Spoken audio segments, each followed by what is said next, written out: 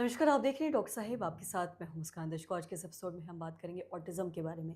हम ये जानेंगे कि जिन भी बच्चों को ऑटिज़म है, वो किस तरीके से उनके साथ आसपास के लोग व्यवहार करें, किस तरीके से उन बच्चों का देखभाल करें और ख़ासकर इसमें उनके जो अभिभावक हैं, उनके जो पेरेंट्स हैं, वो किन चीज़ों का ख़ास ख़्याल रखें। इस बारे में तमाम जानकारी लेने के लिए आज हमारे साथ मौजूद हैं बिहार के जाने-माने ऑक्यूपेशनल थेरेपिस्ट डॉक्टर कुणाल गौरव। आपको बता दें कि आईजीएमएस में ही कार्यरत है। सर नमस्कार, बहुत-बहुत स्वागत है आपका। धन्यवाद। सर मैं आपसे जानना चाहूँगी, जब भी बात हम करते हैं ऑटिज़म के बच्चों के बारे में, तो हम देखते हैं ये एक ऐसे बच्चे होते हैं जो दिल के तो बड़े सीधे होते हैं, लेकिन इन्हें सँभालना, इन्हें समझना बहुत थोड़ा मुश्किल होता है। तो इनके साथ किस तरीके से व्यवहार करें, ख़ासकर इनके पेरेंट्स, और आप भी एक ऑक्यूपेशनल थेरेपिस्ट हैं, तो आप किस तरीके से इनको मदद करते हैं, इस बारे में भी आप थोड़ा जानकारी दें? ऑटिज़्म को हम स्वलीनता भी बोलते हैं। ऑटिज़्म अभी एक सबसे फ़ास्टेस्ट ग्रोइंग डेवलपमेंटल डिसऑर्डर है और ऑटिज़्म में कोई बीमारी नहीं है। ये एक तरह का पैटर्न है बच्चों का, हुँ, जिसमें बच्चों का मानसिक विकास बहुत अलग तरह से होता है। तो ऑटिज़्म के बच्चों को 2 चीज़ें कैटेगरी में हम डालते हैं। हुँ, एक हो गया अति संवेदनशील, जिसको हम बोलते हैं हाइपर हुँ, सेंसिटिव। एक हो जाते हैं कम संवेदनशील, जिसको हम बोलते हैं हाइपो सेंसिटिव। अति संवेदनशील बच्चे जो होते हैं, वो आवाज़ से बहुत डरते हैं, कपड़ा पहनना नहीं चाहेंगे, कुछ भी मतलब कि जल्दी रिस्पॉन्ड करना नहीं चाहेंगे। हाइपो जो होते हैं कम संवेदनशील, वो बहुत ज़्यादा इधर-उधर घूमना, उछल-कूद, हाइपर एक्टिविटी जो हम बोलते हैं वो रहता है, मुँह में कुछ डालकर चबाते रहेंगे। तो पेरेंट्स को सबसे पहले इन चीज़ों को बच्चों में समझना पड़ेगा कि मेरे बच्चे में प्रॉब्लम क्या जी, है। अगर आपको इस तरह का लक्षण है, जैसे कि बच्चा आई कॉन्टैक्ट नहीं मेंटेन कर रहा है, आँखों में आँखें देख के बात नहीं कर रहा है, बार-बार बुलाने से भी मतलब कि आपको रिस्पॉन्स नहीं कर रहा है और अपनी दुनिया में खोया हुआ है, तो वो स्वलीनता हो सकता है।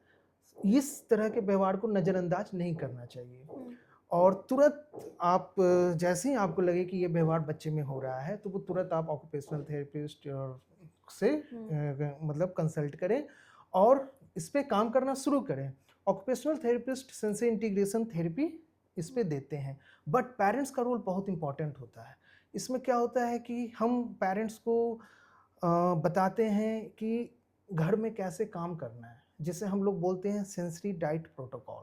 हुँ, सेंसरी डाइट प्रोटोकॉल एक एक्सरसाइजेस हैं जो पेरेंट्स को दिया जाता है घर में करने के लिए। हुँ, इससे काफ़ी हद तक स्वलीनता के लक्षणों को मतलब कि एक तरह आप रोक सकते हैं। और स्मार्टफ़ोन आज एक तरह का सभ्यता का एक बहुत बड़ा ज़हर बनते जा रहा है। हुँ, छोटे-छोटे बच्चे जो 1 से डेढ़ साल के हैं, उन्हें 5 से 6 घंटा, 8 घंटा स्मार्टफ़ोन स्क्रीन दे दिया जाता है देखने के लिए। वहाँ से भी स्वलीनता और ऑटिज़्म के लक्षण जी, बच्चों में आ रहे हैं, बढ़ रहे हैं। तो ऑटिज़्म में पेरेंट्स का रोल भी उतना ही इम्पोर्टेंट है जितना एक थेरेपिस्ट या डॉक्टर का रोल इम्पोर्टेंट है। हुँ, तो हम जब पेरेंट को गाइड करते हैं कि बच्चे को व्यवहार को इस तरह मैनेज करना है, उनको एक्सरसाइज़ेज़ की लिस्ट देते हैं, तो पेरेंट बच्चे के साथ एक लंबे समय तक काम करना सीखते हैं। अगर बच्चों के साथ शुरुआती 3 से 4 साल तक काम हो, हुँ, तो हम ऑटिज़्म के लक्षणों को बहुत हद तक काबू कर कर सकते हैं। सकते हैं।